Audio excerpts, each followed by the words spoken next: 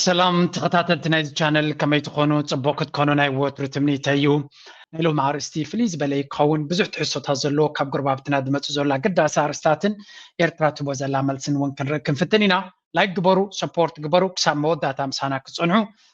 بخبرنا عدمكم تسفح زخونة تنتنا ناب أفريقيا زوتو كوريكن ركن ودر كم تلاهم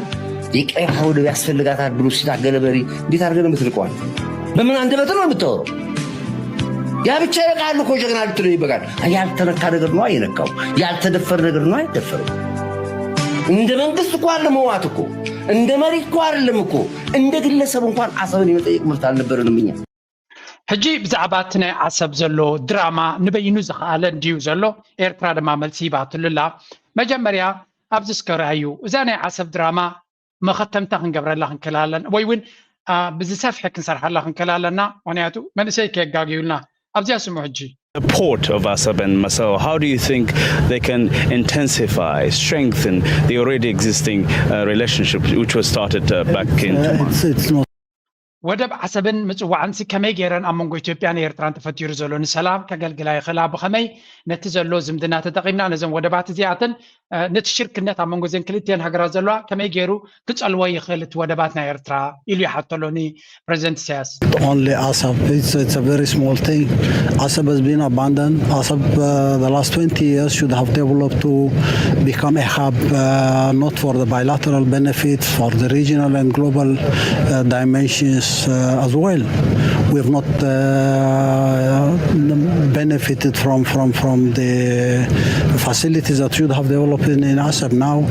we need to expand and rehabilitate, at least for the time being. For the short term, we need to rehabilitate and move faster. But for the long term,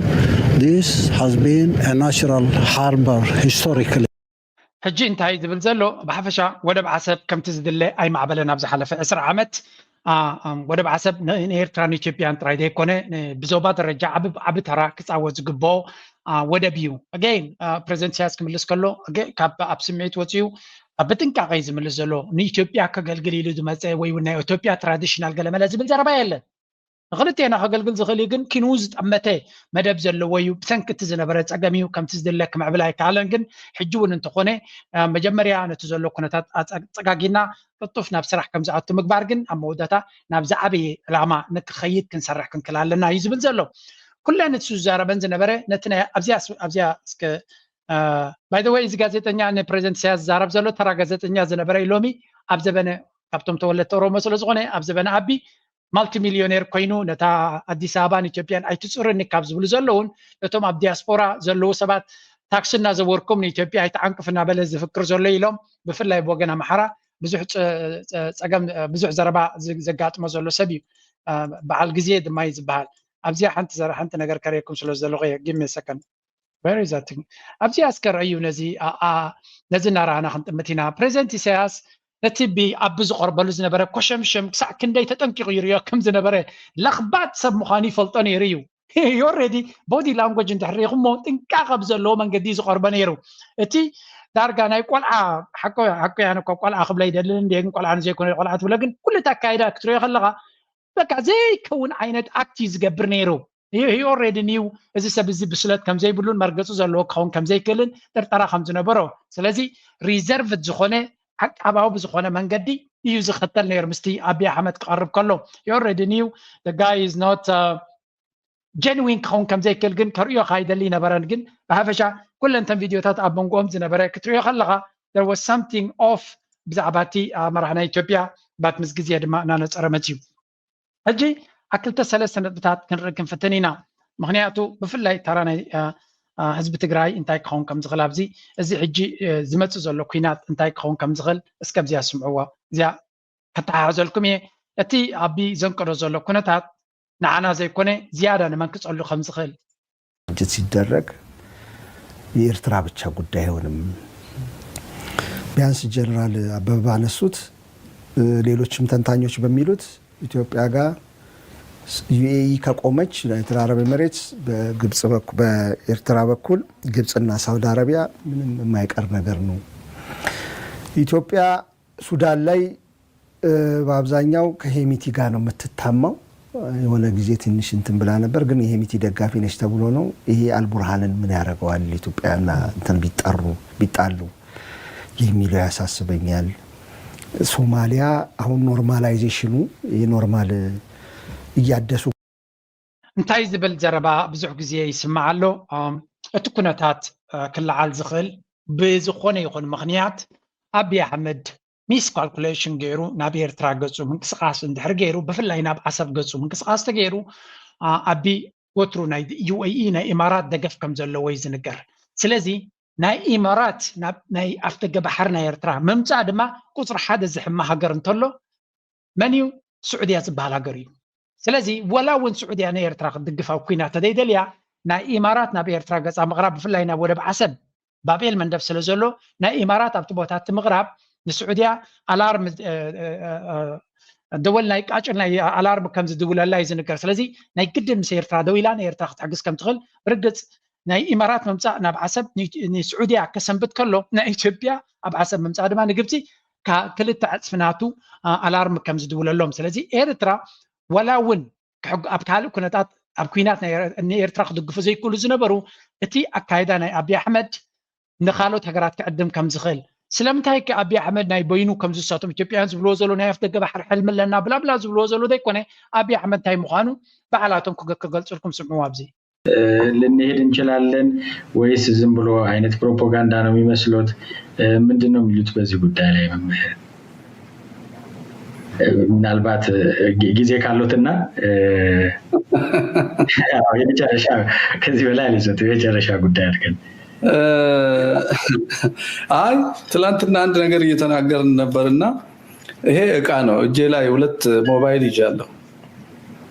ይሄም በአንድ እጄ ተይዟል፣ ይሄም በአንድ እጄ ተይዟል። እጁ ግን የኔ ነው። አሁን ሞባይሎቹን አጋጨኋቸው። ግን ዜና ስሰራ ሞባይሎቹ ተጋጩ ብዬ ነው የምሰራው እንጂ ፋንታውን ሞባይሎቹን አጋጩ ብዬ ዜና አልሰራም። አብይ አህመድ የማዕቃ ነው ብለን ማን ነው ስልጣን ያሳዘው? ማን ነው እያዘዘው ያለው? ማን ነው ኢሳያስን የሚጠላው? እናውቃለን። የምዕራቡ ሀገር ነው። ጦርነት አለ ካልክ የምዕራብ ሀገር አለ። ታዘረባ ናይ ብሓቂ ዕምቆት ዘለዋ ሓሳብ ዘለዋ እያ። እዘን ክልተ ቴሌፎናት ዝገራጨዋ ዘለዋ እንተረኻየን ቴሌፎናት ምግጫው ናይ ቴሌፎናት ምስ ኣጋጠመ ሚድያ ናይ ምዕራባዊ ዓለም እንታይ ዝብል ክልተ ቴሌፎናት ተጋጨን ኢሉ ይዛረባ ብኣፍሪቃ። ኢትዮጵያ ንኤርትራ ክትወራ ትሓስብ ኣላ፣ ዓሰብ ትደልላ፣ ናይ ዶብ ፀገም መን የጋጭዎ ኣሎ ግን ኣይዝረብን እዩ። ኣብ ኖርማል ግዜ ግን ክልተ ቴሌፎናት ይጋጭዋ ኣለዋ ኣይኮንካ እንትብል ሓደ ሰብ ነተን ቴሌፎናት የጋጭዎን ኣሎ ኢልካ ኢኻ ክትዛረብ ዘለካ። አብይ አሕመድ ኣቕሓ እዩ፣ ከምዘን ቴሌፎን እዩ። ማንም ሰብ ብድሕሪት ኮይኑ ዝኣዘዞ ዝገብር መጋበርያ ምዃኑ እዩ ዝነግር ዘሎ። መን እዩ ዘጋጭዎ ዘሎ? ሕጂ ናብ ዓሰብ ክኸይደ ናብ ኤርትራ ክኸይደ ናብ ገለ ክብል ከሎ መን እዩ ዝደፍኦ ዘሎ ጥራይ ኢኻ ክትብል ዘለካ። ምክንያቱ ንሱ መጋበርያ ምዃኑ ስለ ዘይተርፍ ወላ እውን እቲ ኣፅዋር ኣፍርየ ዝብሎ ዘሎ ፅኒሕ ኢልና ክንሪኦ ኢና ንባዕሉ ንሱ እውን ናይ መን መጋበርያ ንመን ኣጀንዳ ክኸውን ከም ዝተገበረ ንመን ከርብሕ ኢሉ ዝግበር ክኽእል ከም ዝኽእል እዩ ዝነግር ዘሎ። ንስማዕዮ ፅቡቅ ጌሩ ዝገልፆ። ምዕራቡ ሀገር ደግሞ ራሱ ከሚሞት እንደ አብይ አህመድ አይነት ከእምብርቱ ውጪ ማየት የማይችል እምብርቱን ብቻ እያየ የሚኖር ማለት ነው። ሰው እየፈጀ ቤተ መንግስት ለራሱ የሚሰራ፣ ቤት እያጨለመ መንገድ የሚያበራ፣ ሰው እያስጠማ አትክልት የሚያጠጣ እንዲህ አይነት ጥሩ እቃ አገኙ። ገብቷል። ኢሳያስ እንኳን በአንድ ቦታ እንዲረክቶ ቢቀመጥ እሱን እየያዙ ያጋጩታል። ስለዚህ ራሱን ለመከላከል ይሄ መልሶ ይገጨዋል። ስለዚህ ይጋጫሉ ማለት ነው። 2 እቃዎች ናቸው የሚጋጩት። የሚያሳዝነው ግን ነው ማለት የሚያሳዝነው የነዚህ የ2 እቃዎች ወታደር ሆኖ ሰው ለመግደል የሚሄደው የኢትዮጵያ ህዝብ ነው። አሳፋሪ የሆነ ህዝብ ነው። ሕጂ እንታይ እዩ ዝብል ዘሎ ብሓፈሻ ናይ ኤርትራ ካርሞ ኢሉ ንዝመፀ ክከላኸል ግድን ኣብ ኩናት ተኣቱ ከም ዝግደድ ፍሉጥ እዩ። ንአብይ አሕመድ ዝርብፆ ዘሎ ምዕራባዊ ዓለም ኣብ ኤርትራ ዘሎ መንግስቲ ረጂም ቼንጅ ንምግባር ናይ ነዊሕ ሕልምናቶም እዩ ነይሩ። ኣሜሪካ ኣብዚ እዋን እዚ እቲ ሕልምናታ ከም ናይ ቀደም ኣሎ ድየለን ርግፀኛ ኮይንካ ክትዛረብ ኣይትኽእልን ኢኻ። ምክንያቱ ኣሜሪካ ኮምፕሊት ኣብ ካልእ ዓለም እያ ዘላ ኣብዚ እዋን እዚ። ቅድሚ ሕጂ ዝነበሩ መንግስታት ግን ሪፐብሊካን ይኹን ዴሞክራትስ ብምልኦም ኣብ ኤርትራ መንግስቲ ክንቀይር ኣለና ዝብል ሓሳብ ስለ ዝነበሮም ኤሮፓ ድማ ተጎታቲ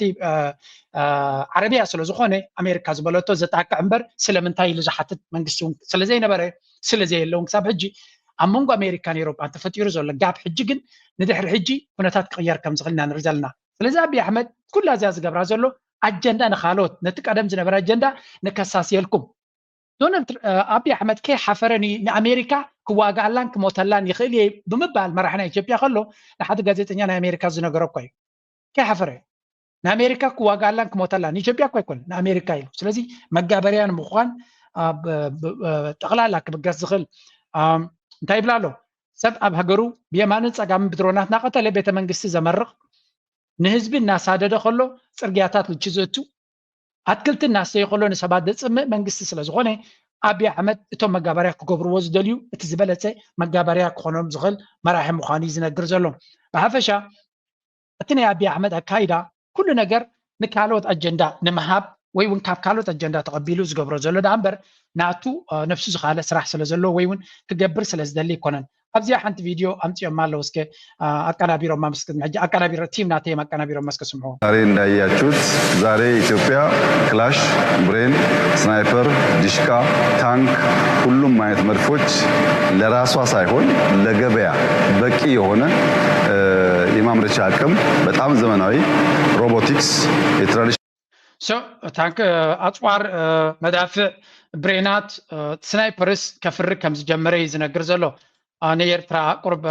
سألست مركب سلة تحسو كون دخون يرترا مفراره خونني كابزبل يجن كدميكم زبالة خمن يرس بقولهم مسك مرتاوتشو يتعيو يتشبطوا متوال يكفتال يه بمسارع بكل كنفس كف وتعدد أمنجا جمرو يتلاقي مرفوش ሚዲየም ሬንጅ ያላቸው ዛሬ እነ ኢራክ የሚመጻደቁባቸው አይነት ሮኬቶች የአውሮፕላን ቦምቦች መስራት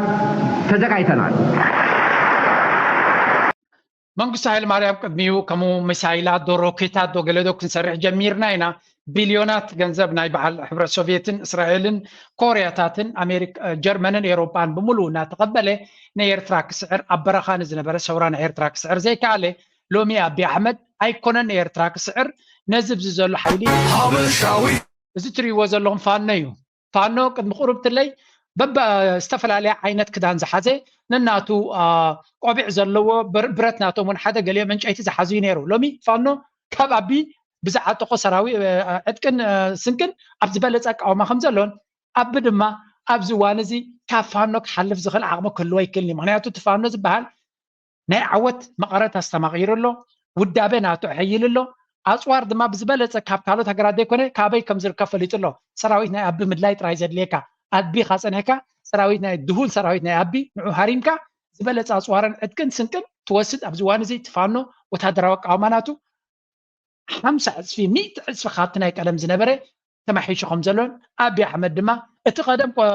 በበይኑ ካብ ገዛውቱ ሻሂን ባንን ሒዙ ሓንቲ ካዝናት ዒድ ሒዙ ክኸይድ ከሎ ዘይሰዓሮ ሎሚ ፋኖም ኣብ ዝበለጸ ኣቃውማ ኣብ ዘለወሉ ግዜ ነዚ ፋኖ እዚ ክስዕር ዓቕሚ ከም ዘይብሉን that's why ናይ ዓቕሊ ጽበት ካብዚ ንኽወፅእ መህደሙ ክኾኖ ዝኽእል እዩ ንሻዕብያ ንኻልእን ክሕውስ ዝፍትን ዘሎ ኣብዚ ሕጂ ብዝተፈላለየ መንገዲ ክንሪኦ ክንፍትን ኢና ምክንያቱ እቲ ናይ ፋኖ ኤርትራ ብናይ መንገዲ ክታትዎም እያ ኤርትራ እንታይ ዓይነት ኣቃውማ ክህልዋ ይኽእል እቲ ፖለቲካ ናይ ትግራይ ኣብዚ ጉዳይ እዚ እንታይ ተራ ክፅወት ይኽእል ሓንቲ ቪድዮ ኣብዚ መስሓቂ እውን ኣይፅላዕን እንድዩ ንመስሓቂ ኢሎም ዝገበርዋ እስከስምዑ ኣብዚ አሉ ጥቃት ሊፈጽምባት ይችላል የሚል ግምገማ እንደነበረም ገልጸዋል። ከዚህ ቀደም ኢትዮጵያ ውስጥ በተወሰነ ደረጃ ጥይት መሳሪያ የማምረት ሙከራዎች ነበሩ። እንደዚህ አይነት ስትራቴጂ ነትጠያይት እኮ ያለው أنا مستي بتأييتن برتن نجبر على نايلهم زجبرو مسون يا مكانا بيرو مزيوم تتأييت كم يجير مجموعين رأيهم كم زلوا مناتو إثيوبيا بتميتن بدركن تحسيا لا أبز بحالو زلوا برت يد تكسري هاي لوز الجهار مراحية ملومو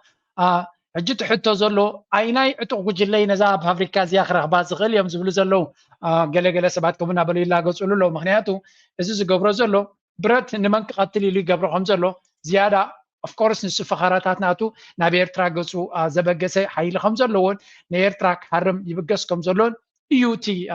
فخاران ترى عنزلو أنت تقدر حكة تزجبر زلو كنا تكتري خلا هاجن نبير تراك كتم بتزخل حيل ده يكون ويمكن تاد يكون زيادة أبوش تزلو واتس أجم نكفتح عبي بده قتيمو خمزلو إن نرزلنا كابز قتيلا أتكونتات بعمقت كنريك أمزو الله كوينات أبي كليتنا حجرات راح زحصر أيكون يكبل تجراوي جنرال أتنكم نبر عزاز حيل عير إثيوبيا جنرال أبي بتكل هيمانة جوبيم أتمع على عزيز سكف مخانو حبير لهم أبزوان أبي مونغو كليتين حجرات زولو مكرارات نابي كوينات كم رح كم زخل زملاخة جنرال جوبيم ودعتو انتهى إيو كخون زخل زبل حساب أبقى متكأتلو إلى لهم إثيوبيا نابك إيه بحرنا يموتوا عدل على وعيز بلا جنرال أبي بتكل هيمانة انتقون بحيل مزخون قلنا أوي حركات كسعب كم زخلون أتنكيهم إثيوبيا ناب حسب انت أتيا أبتزوبا لعل إيدزلون سعود عرب إماراتسن جبسن ون إيدن زقتوا لخنتات كفت أريز بلا جنرال جوبيم لعل حيالة حجرات زخنا أمريكا روسيا تشاينانون إيدن أتأميرن زعزبا لخنتات أي كهلن يلوم إثيوبيا إيرتران ناب جيتشت انت أتيا ناكلتين وتحدراو تكنولوجيكاو حكومتات موددار أبقمت كأتو كم زلوز قالت جنرال أب استراتيجيكاو بوتا زلا تجرايون أسلالف أوسان مخاني حابيروم انتخون أب مونغو إثيوبيا إيرتران كل زخل كينات نتجراي عودة كجبرا كم زخر زت أنجا أتي جنرال دعلتن تانن تنجا أني زحات تيلولام سراوت إيرترا أبوانو كينات تجراي كاب إثيوبيا جزيف أزوار وسيديو زبالة جنرال جوبيم انتخون جنا مريحنتهم أبناء قدم أتحساس باس تشخلي كولي كليسوم أزي كم سين كلو منك إيرترا كاب مرعب نام مرعب بس سراوت يجعز كم زول تسمي علام كاب جاش باركا ناب جنبار إيرترا أب مجعز كم زغنيم تفليت علام فلفلات زينا إيرترا زي منكس سراوت إيرترا أرجع كيتون علام وغن كل عفار إثيوبيا ونسراوت مكلخال إثيوبيا تماثل متنخرات يجبر كم زلت حبير لهم توساقي إيرترا كاب أير زفتصم سقعتات درون ممكات ألفتي كم زوافرت حبير لهم إيرترا أبو استفلاليا زوباتات تهاجر أمونغو تسعباتي سبع ألبون فرسن أوبريتراتن زجبر كبزت قملهم ملكتات راديو متعند أفسرالهم ستيشنري بإيد زحزن درون جامر استقبراوي كم زجبرت تجيش لهم እዞም ሙዕብላት ስርዓታት ጃሚንግ ኣካል ናይቲም ብሶብ ኣልቦ ነፈርቲ UAVs ክመጽእ ዝኽእል ሓደጋታት ብምምካት ሃገራዊ ድሕነት ንምዕባይ ዝዓለመ ሰፊሕ ስትራቴጂ ተባሂሎም እተን ስቴሽነሪ ጃመርስ ኣብ ወሰንቲ ቦታታት ብስትራቴጂካዊ ኣገባብ ዝተቐመጣ ኮይነን ንርክባት ሰብ ኣልቦ ነፈርቲ ብኣድማዒ መንገዲ ንምዕጋት ንምውጋን ሰፊሕ ሽፋን ዝህባ እየን ተባሂሉ انتاينا نسمع زلنا بزي بزو حينت حبريتان دي دوت زلو بحفشا اتي جنرال ناي تقراوي جنرال زبلو زلو كابتو كل زبلو تقمتات ويونتي تنتنا قال نقر حق ناس كل وزغليه بتكبابك في الطرز غلط تعطيو مبجعت تجزي ساتوم ايرترا بعلى نفسك تكلاخل زي تخيل نزاب اديس ابا زلو سرعه عقم زي بالله قال غيرهم كو من انديم دفتنو اتس جست دحن كم زلو وصلوا ናይ ካልኦት ጂኦፖለቲካል ኢንተረስት ዘለዎ ኣብቲ ቦታ ክንቀሳቀሱ ይኽእሉ እዮም ኤርትራን ጉዳይ ባዕላ ክትፈትሕ ትኽእል እያ ቁፅሪ ሓደ ካልኣይቲ ሓንቲ ኣገዳሲነት ብዝጠቐሳ ንሱ ፅቡቅ ገይሩ ዝፈልጦ ምዃኑ ክረጋገፅ ዝኽእል ነገር እንተሎ ኤርትራ ኣብ ኩናት ናይ ኢትዮጵያን ትግራይን ዝነበረ ብዙሕ ገጅፍ ኣፅዋር ከም ዝወሰደት ተኣሚኑ ኣሎ ማለት እዩ سي وتدرج جنرال زنبري this is very important ምናልባት እቲ ቶም መራሕቲ ናይ ቀደም ስለ ዝኾኑ ናይ ቀደም ስታይል ዘይኮነ ናብኡ ኣንበርኪኽካ በቲ ኮይኑ በቲ እንታይ ንርኢ ኣለና ሻዕብያ ፅቡቅ ኣቃውማ ክህልዎ ከም ዝኽእል ሕጂ ካብቲ ወታደራዊ ኣካይዳ ኸድና መንግስቲ ኤርትራ ዝሃባ ግብረ መልሲ ክንርኢ ሽዑ ኣብቲ ናይ ትግራይ ኩነታት ክንሰግር ክፍትን ኢና መንግስቲ ኤርትራ ብመንገዲ ሚኒስተር ሓበሬታ ናይ ኤርትራ ኣቶ የማነ ገብረ መስቀል እቲ ንኩናት war mongering ማለት ኩናት ወረ ኩናት ምንዛሕ ዝግበር ዘሎ ወገን ፖለቲካዊ ሰርክልስ ወይ እውን ጎስጎስቲ ካድረታት ናይ ስርዓት ኢትዮጵያ ወይ ስርዓት ናይ አብይ አሕመድ ኣመና እና ገደደ ከም ዝመፀን ኤርትራ ድማ ኣገራሚ ኮይንዋ ከም ዘሎን ዳርጋ መዓልታዊ ኣንጻር ኤርትራ ታሪክ عنزيسك أبلاشيخا تنتهو نجر زنبري كم حدش نجر فتيركا تاريخ أبلاشيخا حسبنا نايو يرترا حسب تاريخ هاو بسعيد ناي بلا بلا نابلكا علم لخاوي حقي انترناشنال لو تحيس كاز برزولو كم نيرترا نتزوبا هذا جنيا هذا جاك فتر زغل أسكاس زخنا كايرا وي بروباغندا تعزوبا كم زلان تقرم كم زلان all this زخول دما نتخ قبروز دلي زلو علم لخاوي حقت حيسكا ورارنا يرترا نمقبار كمو نتزوبا ديستابيلايز رقات نيتزوبا نملاي نمزراق كم زخوني تتبقسو زرزلو أمو داتا كل جزء كم نبور تبقت مثلا جيرم نجيرمه confidence نيرترا تقول لي حسادما جهز أكند تستر تجتر فزي بتزلوا وشتاو كلو لاوين شجرن أكند تستر ماليش زجترين عن رجالنا بمبالغ لي سما أنا ونعات قبيلة كم وترو منقص يرترا كبله زي كل إحنا هذا ما نسخلو اتناي بي بي ويونايت بلصقنا كادرتات ማርሻ ቀይሮም አለው ሶማሊያ ሶማሊላንድ ናበሉ ዓመት ሙሉ ስለ ዘግርዑ ነታናይ ሶማሊያ ሙሙላ ኣብንዳ ጉሓፍ ደርብዮም ሕጂ ኤርትራ ዓሰብ ዝብል ሕማም ሒዝዎም ከም ዘሎን እዚ ድማ ደይ መደይ ተባሂሎ ብዝተወደበ መንገዲ መንግስቲ ብዝፈልጦም ብዝውድቦ ዘሎም ኩነታት ተመሳሳሊ ቃላት ናተጠቀሙ ካርታታት ናተጠቀሙ ልኡላውነት ናይ ኤርትራ ንምጥሓስ ዝግበር ዘሎ ብስለት ዘይኮነ ዓቕሊ ፅበት ደስፐሬሽን ናይቲ ኩነታት ዘነፅርን ከምኡ ድማ ሓደገኛ ኣካይዳ ምዃኑ እቲ ዘገርም ወይ እውን እቲ ዘሕዝነካ ክፋሉ ድማ ኤርትራ ኣፍ ደገ ባሕሪ ወይ እውን ብሕጋዊ መንገዲ ወደብ ንክጥቀሙ ዝኸልከሎም የለን ንሳቶም ዝደልይዎ ዘለዉ ግን ካልእ እዩ ከም ጅቡቲ ወይ ኣብ ካልእ ዝገብርዎ ዘሎ ከፍ ኢሎም ንኤርትራ ክጥቀሙ ኤርትራ ክተዕብዮም ከም ዘይትኽእል ቪድዮ ይበኩም ነይረ በንጻሩ ንሳቶም ዝደልይዎ ዘሎ ካልእ እዩ ድሕሪ ክንደይ ተደጋጋሚ ጌጋን ውጥቀትን ዘይመሃር መርሕነት ስለ ዘሎ ሕጂ እውን ነዚ ዝገብርዎ ዘለዉ ናበይ ክወስዶም ዝኽእል ናብ ዕንወት ክወስዶም ዝኽእል ካልእ ለውጢ ከምፃሎም ዝኽእል ነገር ከምዘየለ ኣነ እውን በተናይ ነታ ናይ ሚኒስትር ሓበሬታ ናይ ኤርትራ ሼር ብምግባር ነዚ ናተይ ርእቶ ወሲኸሉ ስለዚ ኣገይን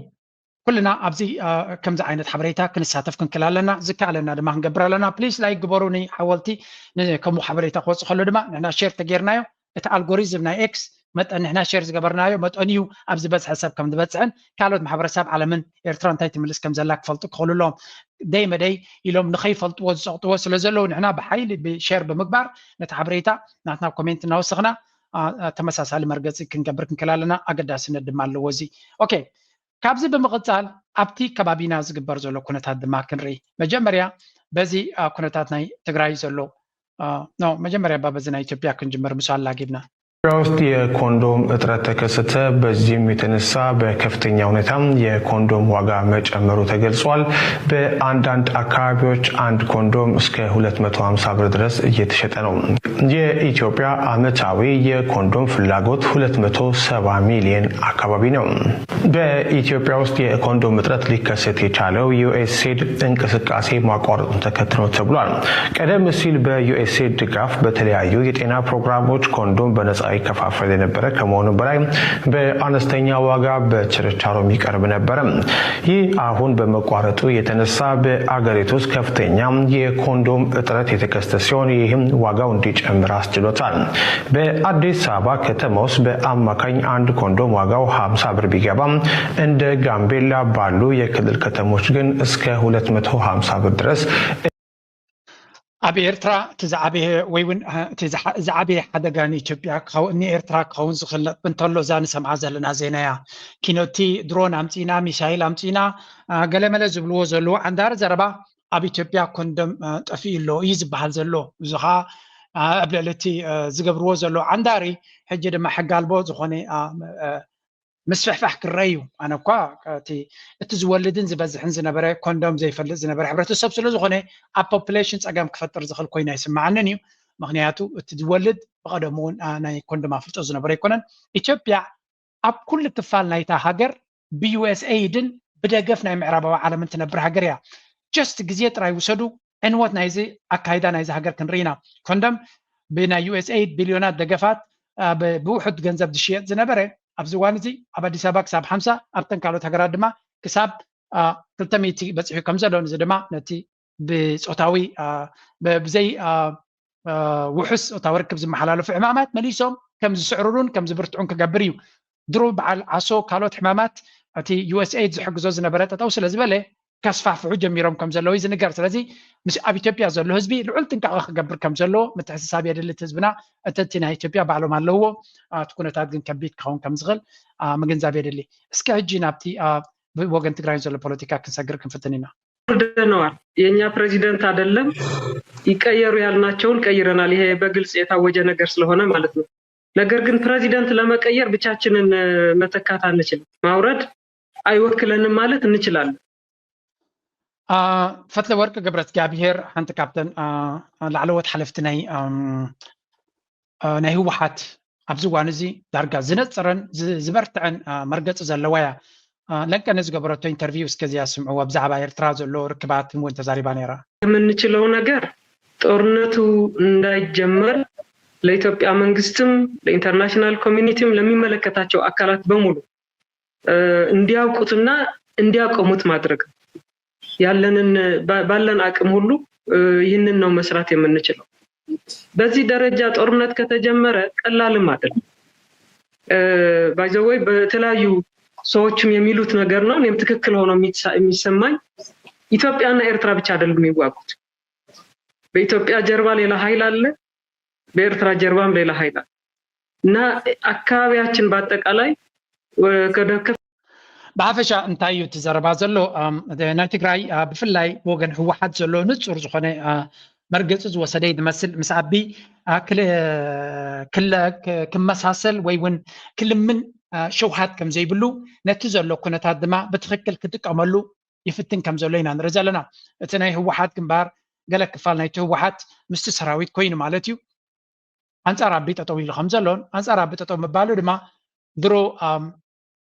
ሓደ ካብቲ ንሳቶም ዝሓስብዎ ዘለው ምስ ግብፂ ርክብ ክህልዎም ከም ዝኽእል ወይ እውን ግብፂ ኣብቲ ናቶም ስትራቴጂ ደረጃ ኣብ ውሽጢ ኢትዮጵያ ካብ ፋኖ ንላዕሊ ነዚ ህወሓት እዮም ዝኣምኑ። ምክንያቱ እዚ ህወሓት እዚ ንዓቢ ከዳኽመሎም ወይ እውን ከውድቆ ዝኽእል ሓይሊ እንተሎ ንሱ ኢሎም እዮም ዝኣምኑ። ደገፍ የድልዮ ሓገዝ የድልዮ። ስለዚ ኣብ መንጎ ኤርትራን ግብፅን ኣብ መንጎ ኤርትራን ህወሓትን ዝበሃል ዘሎ ወሬ ካብ ዜሮ ሰበግስ ኣይኮነን። ሓደ ካብቲ ብድሕሪት ነዚ ኩነታት ዝደልዮ ዘሎ ግብፂ ክኸውን ከም ዝኽእል ኣብ መንጎ ኮይኑ ክሰርሕ ዝኽእል ግብፂ ከም ዘሎ ምርዳእ ይከኣል እዩ። ስለዚ እቲ ናይ ህወሓት ሓይሊ ድማ ንሪኦ ኣለና ድሮ እቲ ፖለቲካዊ ኣካይዳ ናቱ በንጻሩ እቲ ናይ ገብረ ጌታቸው ረዳ እውን ተቃውሞን ናቱ ፕሮፓጋንዳን እውን ይቕፅል ኣሎ። ስለዚ ብክልተ ሰለስተ ወገን ክንሪኦ ክንፍትና ንሳቶም በዓል ፈትለወርቂ ዝርከብዎ ማለት እዩ ጌታቸው ረዳ ካብ ስልጣኑ ክእለ ከም ዘለዎ ቃልዮሞ ከም ዘለዉ ንሳቶም ግን ካብ ኩርሲ ከውርድዎ ናይ ፌደራል ስልጣን እውን ስለ ዘሎ ማዕረ ማዕረ ክልቲኦም ኣይትመርሓናን ኢኻ ክብልዎ ህወሓት ስልጣን ከም ዘለዎም ግን ካብ ኩርሲ ከውርድዎ ናይ ፌደራል መንግስቲ ስራሕ እውን ስለ ዝኾነ ኣብ መንጎ ተቐርቂሮም ከም ዘለዉ ኢና ንርኢ ዘለና። ጌታቸው ረዳ እውን ሓደ መግለፂ ውፅኢ ነይሩ። ንጣል ድሓር ክመፀ እንታይ ማለት እዩ ዝግበር ዘሎ እንታይ ክሰርሕ ዝሕሰብ ዘሎ ዝብል ከም ዝብለኩም ህሉ ሓድነትና ክንሕሉ ንስሙላ ንዛረቡ ዘረባታት ብጣዕሚ ብዙሕ ዋጋ ስለ ዝኽፈለና ሕዚ ንኣኹም ክዕሸወኩም ኣይኽእልን። ሕዚ በታ ትስምዐኒ ልክዕ ክነግረኩም ሓደ ታይልኒ እንታይ ዝኩሉ ሓይሊ እናዋፈርካስ ማህተብካ ምምንጣልስ ዝስርሑ ናይ ባዕሎም 150 ቅርሺ ድያ ገሊኣ እታ ማህተብ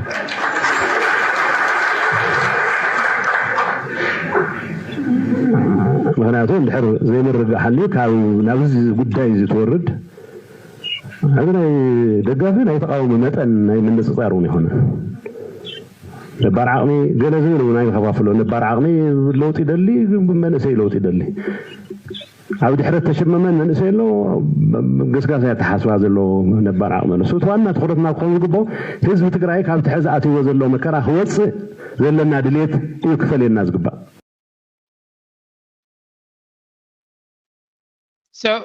ከም ንሪኦ ዘለና ኣብ መንጎኦም ዘሎ ፍልልይ ዓብ ጋብ ከም ዘለዎም ኣብ ፍኸራን ጃሃራን ድማ ኣትዮም ከም ዘለዉ ኢና ንርኢ ዘለና። ኤርትራ ዝበሃሉ ይኹን ሻዕብያ ዝበሃሉ ኣብ ዝሓፀረ ግዜ ንህዝቢ ትግራይ ከድሕኑ ክኽእል እኒአዎ ከም ዓለም ምስሩ ክፈልጠልና ዘለዎ ንህዝቢ ትግራይ ዋሓስ ክኾነ እኒአዎ ዘርኢ ንምጥፋእ ዝተስኡ ብሄር ንምጥፋእ እዮም በቃ ብሄር ተኮር እዮም ኣትዮምና እኒኦ ኤርትራ ዝበሃሉ ይኹን ሻዕብያ ካብ ትግራይ ብዙሕ ፃውዒት ዝመፅእ ዘሎ ሻዕብያ ንትግራይ ንህዝቢ ትግራይ ከድሕኖ ክኽእል ኣለዎ ዝብል ዘረባ ብኩሉ ወገን እዩ ዝስማዕ ዘሎ። ስለዚ ሕቶ ኣብ ከመይ ደረጃ በፂሑ ከም ዘሎ ኢና ንርኢ ዘለና ኣብዚ እውን ስምዑ ሳስከይለ እውን ኣነ ይብለካ ኣለኹ ሰብ ዕረይ ጣዕሙ ድሕሪ ሕዚ ካብ ኤርትራ ናብ ትግራይ ትትኮስ ጥይት ካብ ወገን ኤርትራ ትትኮስ ናብ ትግራይ ከይትሉ ካብ ትግራይ ንሕና እውን ኣይንትኩሰልካን ሕሉፍ ፀገማትና ንዓ ከፍ ኢልና ንገምግም ንዓ ይህን ይህን ንበሃል እዞም ክልተ ህዝብታት እዚኣቶም ክነውሩ ክንገብር ኣለና ክነውሩ እየለካ ኣለኹ ሕዚ ናይ ምንባር ሓደጋ እዩ ኣንፀራሪ እዩ ዘሎ ኣብ ልዕሊ ህዝቢ ኤርትራ ናይ ምንባር ሓደጋ ኣንፀራሪ ኣሎ ኣብ ልዕሊ ተጋሩ እኳ ፀኒሑ ኣሎ ፀኒሑ እዩ ንዘመናት ትማሊ ብሓደ ኮይና ታሪክ ከም ዝሰርሐና ኩሉ ሎማዓንቲ እውን ታሪክ ክንሰርሕ ኣለና ብሓደ ኮይና ዘረ ይተሓጎም ፈትለወርቅ ወንድም አቶ ዳዊት ገብረ እግዚአብሔር የሻዕቢያ ወዳጅ ናቸውና በሱ በኩል ነው ግንኙነት እያደረጉ ያሉት የሚባል ነገር ሁሉ አለ። እኔ እንዲህ ሲባል ሰምቼ የአቶ ዳዊትን ኢንተርቪው ገብቼ ስሰማ አክቹሊ አቶ ዳዊት የህወሓትም ተቃዋሚ ናቸው በኢንተርቪዋቸው እንደሰማሁት ከሆነና እንደው በወንድምሽ በኩል የተደረገ ግንኙነት ይኖራል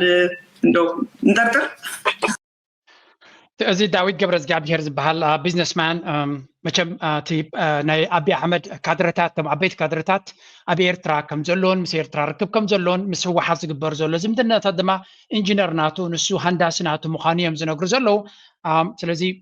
እዚ ዘረባ እዚ ከመይ ንዓኸ ሓዋይ ንፈትለ ወርቅ ነዛ መንጆሪኖ ትበሃል ኣገዳሲት ተባዕ ዝኾነት መራሒት ናይ ህወሓት ኮይና ዘላ ኣብዚ እዋን እዚ ዝተረረን ዝነፀረን መልእኽቲ ተመሓላልፍ ዘላ ንሳያ ዘላ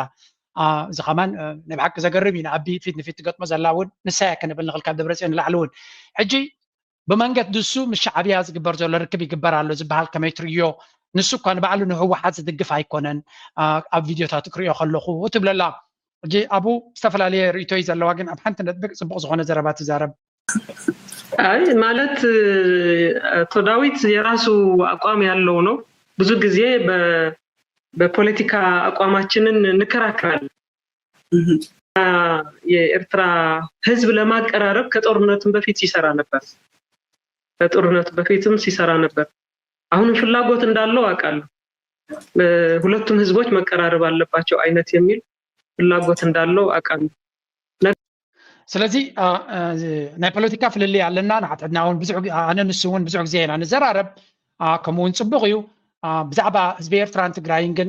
ንክቀራርቦ ቅድሚ እቲ ኩናት ምጅማሩ ብዙሕ ፃዕርታት ይገብር ከም ዘሎን ሕጂ እውን ድሌት ከም ዘሎ ኣብ መንጎ እቲ ህዝቢ ዘሎ ወጥርን ፀገምን ንምህዳእ ስራሕ ከም ዝሰርሕ እዩ ዝርዳእኒ ሕማቅ እውን ኣይኮነት እናበለት እያ ዘረብ ነገር ግን ከኤርትራ መንግስት ጋር ለመገናኘት ለምን በዳዊት በኩል እንሄዳለን ራሱ መንግስት ከመንግስት ጋር እኮ ግንኙነት ማለት የኤርትራ መንግስት ተወካይና የኛ መንግስት እኮ ተገናኝቷል ስለዚህ በዛ ደረጃ ነው ግንኙነት የነበረው ቀደም ብዬ እንደገለጽኩልሽና ወደ ዳዊት ደረጃ መውረድ የለበትም በዛ እንደ መንግስት የኤርትራ መንግስት የወከለውና ከትግራይ ጌታቸው ማለት ነው ጌታቸው ተወክሎ ይሄ ማለት የትግራይ ፕሬዝዳንት ሆኖ ማለት ነው ፕሬዝዳንት ነበር ያኔ በመንገድ ዳዊት ግን ምስ መንግስቲ ኤርትራ ንክንዘራረብ ግን በመንገድ ዳዊት ምዃን ኣገዳስነት ወይ እውን ናብኡ ንወርደሉ ምክንያቱ ናይ ነበረናን ምክንያቱ መንግስቲ ከም መንግስቲ ድሮ ክንዘራረብ ፈቲና ነርና ኢና እታ መን እዩ ኣወል ስዒድ ዝበላ ተነፅራ ዘላ ብመንገዲ መንግስቲ ትግራይ ብመራሕናትና ምስ መንግስቲ ኤርትራ ርክብ ክንገብር እውን ፈቲና ነርና ኢና እኮ ብመንገዲ ጌታቸው ረዳ ማለት እዩ ትብላላ ስለዚ እቲ ርክብ ከም ዘሎ ወይ እውን ክራኸቡ ከም ዝደልዩ ወይ እውን እቲ ርክብ ዝነፅግ ዘረባ ንሰሚዕ ኣለና እዚ ከዓ ኣገዳሲ ምዕባለ እዩ ነቲ በላዕ ፍትፍት ብልዎ ተጋሩን ተረኺቦም ንሱ ዓቕሊ ፅበት ክፈጥረሉ ከም ዝኽእል ኢና ንርኢ ምክንያቱ ካብ ፀወታ ይወፅእ ኣሎ ትግራይ ናይ ህወሓት ሓይሊ ተቀንዲ ንሳቶም ኣስመራ ከምፅኦም ዝደልይዎ ዝነበሩ ወፅዩ ምስ ኤርትራ ርክብ ክገብር ከሎ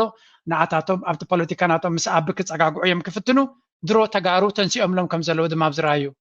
ብርጌድ ሓመዱ ባይዘወይ ንህዝቢ ትግራይ ጥራሕ ኣይኮኑ ሓደጋ ንህዝቢ ኤርትራ እውን ሓደጋ ዓድሸቲ ታሪኮም ሓሸሽቲ ሓቲ ኤርትራ ብክንደይ ቀያሕትን ፀለምቲ መስዋዕቲ ተጋደልቲ ዝተረኸበት ዓዲ እያ እቲ ሕዚ ናይ ብርጌድ ሓመዱ ኣካይዳ ሉዓላዊነት ኤርትራ ናብ ሓደጋ ዘውድቕ እዩ ንሓለዋት ህዝቢ ትግራይ ከዓ ናብ ዝበኣሰ ናብ ሓደጋ ዘውድቕ እዩ ብስለት እውን ዘይብሉ እዩ ናይ ተኽላን ናይ በጊዕን ዕርክነት እዩ ናይ ኣብይ ኣሕመድን ናይ ብርጌድና ሓመዱን ዕርክነት ናይ በጊዕን ናይ ተኽላን ወይ ከዓ ናይ ጤልን ናይ ነብርን ምሕዝነት ይፍለጥ እዩ እስክሊር ኣነ ስርዓት ህግደት ተምሪረ እየ ዘሎ ኣይፈትዎን ነገር ግን ስርዓት ህግደት ዘይሰግሮም ነገራት ኣለዉ ኣብ ሉዓላውነቱ ኣብ ታሪኩ ኣብ ቃልሱ ኣብ ክብርታቱ ኣይዋል እሱ ዘይምውጋ እዩ ናትና ፖለቲካ ናይ ተጋሩ ፖለቲካ ምዕሩፍ ተትኸውን ለዓናዊ ምረብሐና ተምሪረ እየ ዘሎ ኣይፈትዎን ነዚኦም ቶም ዝዛረቡ ዘለዉ ስለዚ እዚ መትከል ዘይብሎም ንኤርትራ ንሉላውነት ናይ ኤርትራ ክደፍር ንዝፍትን ዘሎ ኣብ ጎኑ ክሰርሑ ምፍታኖም በጊዕ ምስ ተኽላ ወይ እውን ጤል ምስ ነብሪ ኣቢዩ ክበልዖም ንዖም በሊዑ ንክበልዕ ንምህዳን ክሕግዝዎ ዳ እምበር ዝኾነ ይኹን ምሳቶም ክሰርሕ ዝኽእል ዕላማ ስለ ዘለዎ ኣይኮነን ስለዚ ኣብ ትግራይ ተጎራቢቱ ፖለቲካዊ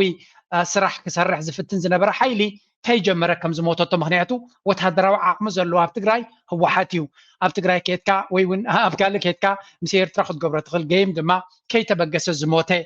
ኩነታት ምዃኑ ኢና ንርኢ ዘለና أبو زبصح كواي نبرومن أبو كي بصحو تأكيداناتهم تقام تلزلو تعمتهم كرسي يقولوا لك مش انت له حق زكا قليلهم متى قلنا لي راس زراري ما قليلهم زي ما حالفوا قبل كرم تجبي شو تزلك اشجرات صقمات قلم سنقر كامس ولا حد نقدر نقبل كاين خلينا شركه شلون انت شركه انت عين انت اسمع كاب اسر بيت وصينا تصريفهم نبلك له كاب اسر بيت وصي سيب لك راعي تصريفهم قال ورد مسيد قرمن كو يعني حجي شو انا انت اجر بشركه دايركت يدنقص خازم من ساعات مصاوت غيرهم ممزلو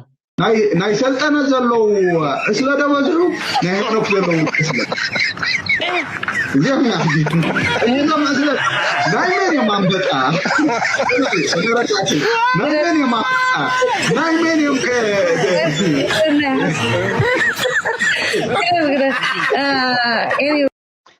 ناي بحكي بزغرمتي كونتات اب كم زي عين الدرجه ودقت كودق كله ترجم يبلون سلازي زخونه يكون الله يعني سيبلو استراتيجي زيبلو تعميت زغيز نبره اتقداي زخونه قداينا ماسرتن اسر بيتن كوينلو اتتريف زله دما ابنا حد حدو ام بلعتي زله سلازي بزعبو مزرابناون اول جيجا مخانير دانلو اجي نابتا قداسي كونتات كسغرتسكو متاهم زي ناي كوربوريشن زرات تريتن كوربوريشن الترا كفلي حفشه وطبت حاتين تباهيلو زتوا اذا تكالزي على 11 عامات له ابز دكون ابز تكالزي كلن زناب كبابينا زلوا حرشاتات ناي هنتا تكالات ممولان كابزي واغلغو زوهابه اجي غرسد داريخ مونكم فيستون داريخ مو عبد عمر تاريخ مو داود دغس تاريخ مو زين بحال كركبت بروجيكتات داريخ مو كله ببقسيو كابز مالك زتكالزي ثلاث عينات علامات دلو مجمره نتي زلو هاغراو بروجيكت مسرح بدهريو دما أبرها قطرات نقوله إذا زلنا يا بودا 330 كيلومتر كابس مرة إذا مالت دوب نهاجرنا مالت أبت دوبات نهاجرنا كابز زخون يخون نجارات تستبالاشيكا نسمع أخذ كيد زين برا تجمع بملو إذا تكالزي أغلي لولو مالت إذا تكالزي نزم فابريكات أب كبابي زلوا نزم حرشات أب كبابي زلوا ملو أقل جوتيب سكاب كبابي حل حل عدو عدد قلوا زلوا بروجكتات نايم منجستها تقبلوا سرعي سرع مالتي كله نايم منجست بروجكتات نابس تكالزي نامتيو سرعي سرع كلا علامة نايزتكال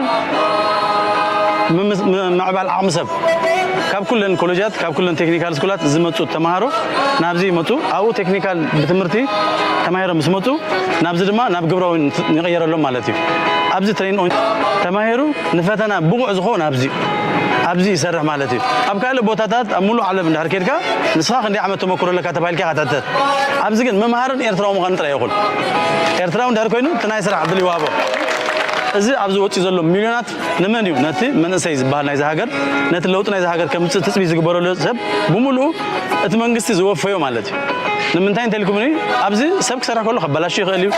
حدا حاجات مغلي زهون نجار حاجات مغلي سلم نتايز بحال نجار يلن كيفلت سلازلو كسرح سلازلو بمليونات زمار أبزخون يكون عالم يلن إرتراجن مليونات أوتيا من سياتات مرالله إذا حجي زمار زلوا سبكة أم 100% شور كدم حجي ببرتها وتقالونا تاريخ دسر عن حزبنا هاجرنا من تاريخ دسر عن حزبنا بتكنيكا لعلزن أفريقيا زبالة هاجرات كم نهون عن رقصنيا هي بحكي راس بالزرباي سمعوا تبتي حزلوا سرع كابي تبجسو نبي خيدالو أبايت عم مسكر سزخونه زب كبابيهم يجلو ما عند تطريق وطنعهم جزية ترقيكم جاز خاب على حال زلوا بروجكتاتنا بمول تاريخهم بوش أو عمي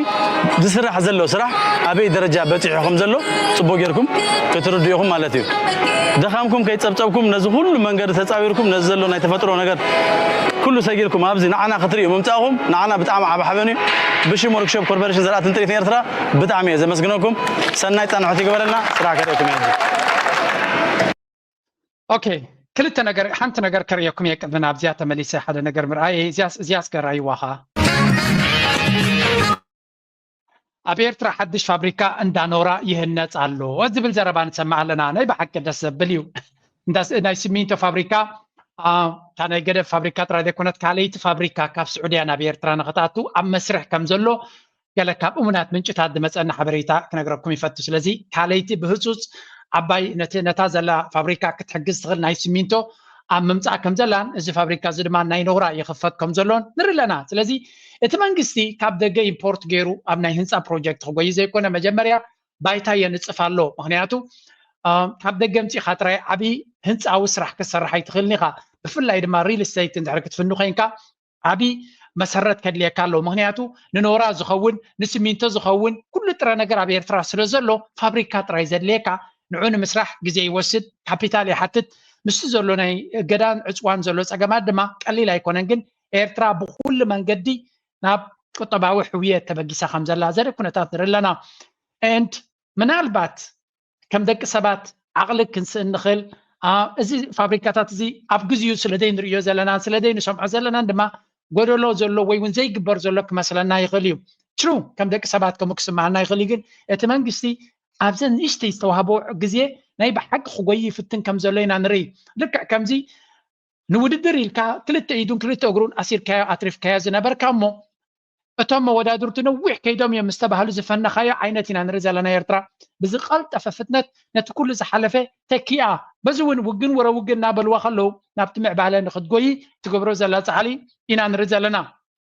ዓቕሊ እንተጌርካ ኩሉ ክብፃሕ ከም ዝኽእል ድማ ንርኢ ኣለና ናይ ብሓቂ ተስፋ ዝህብ ኩነታት ኢና ንርኢ ዘለና ካብዚ ኩነታት እዚ ኣልዮም ድሕሪት ከየትርፉና ክንጥንቀቕ ክንክእል ኣለና there is a very good chance እዛ ሃገር እዚኣ ናብ ፅቡቕ ነገር ክትከይድ እታ ብኤርትራ ዘሎ ወለዶ ብፍላይ እቲ ናይ ገድሊ ወለዶ ከም ሕሱም ተወፊላይ ነዛ ሃገር ንእሽተይ ዘለኻ ንዓኻ እዩ ዝኩሉ ስራሕ ሒዞሞ ክኸዱ ይኮኑ ምሶም ወይ እውን ንኻልእ ክብዎ ይኮኑን ስለዚ ኣብዚ እዋን እዚ ዘሎ ጉድለታትን ሕፅረታትን እናጠመትካ ክንድምኒን ምባል ንቅድሚት ኣርሒቕካ ንምጥማት ኣገዳሲ ዘረባይና ኣገዳሲ ምዕራፍ በፂና ከም ዘለና ምግንዛብ የድሊ እዚ ትሪእዎ ዘለኹም እዚ ፋብሪካታት እዚ ብፍላይ ኣብ ኤርሊን ክኸይድኩም ራእይዋ እዚ ናይ ሓፂንን ናይ ፅርበት ሓፂንን ጥራይ ዘይኮነ ኣብቲ ከባቢ ኣለቡ ኢንዳስትሪያል ሲቲ ገይሮማ ከም ዘለዉ እሳ ናይ ዘይቲ ስምስም ፋብሪካ ተሃኒፁ ከም ዘሎ ኣብቲ ከባቢ መግቢ ናይ እንስሳ ፋብሪካ ከም ዘሎ ብምሉእ ፋብሪካታት ድማ ንሓትሕዱ ዝደጋገፍ ስለ ዝኾነ ነቲ ልምዓት ኣብ ጋሽባርካ ዝግበር ዘሎ ዳርጋ መብዛሕትኡ እቲ ኢንዳስትሪያል ቤዝ ኣብኡ ይገብርዎ ከም ዘለዉ ናይ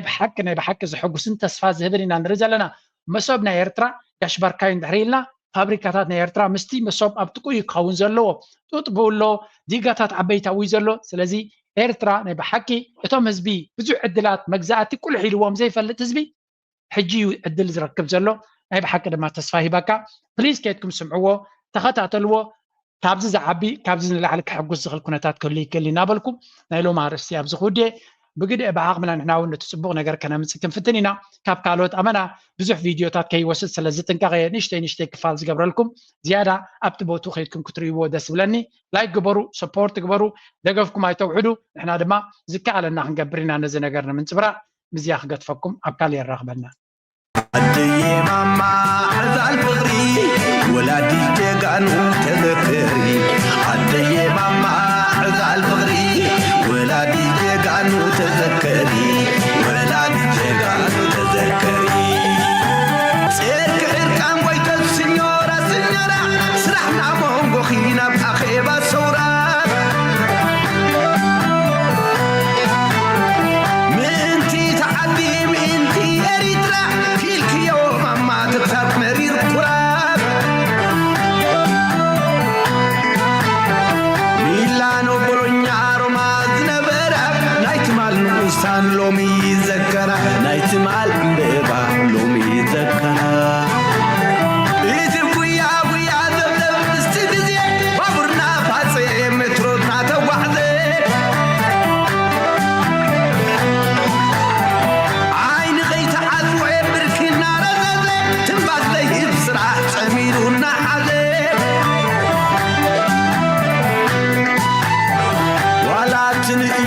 عبزيري تولي عدي بالكل فقرنا تكزي أقري بالكل فقرنا تكزي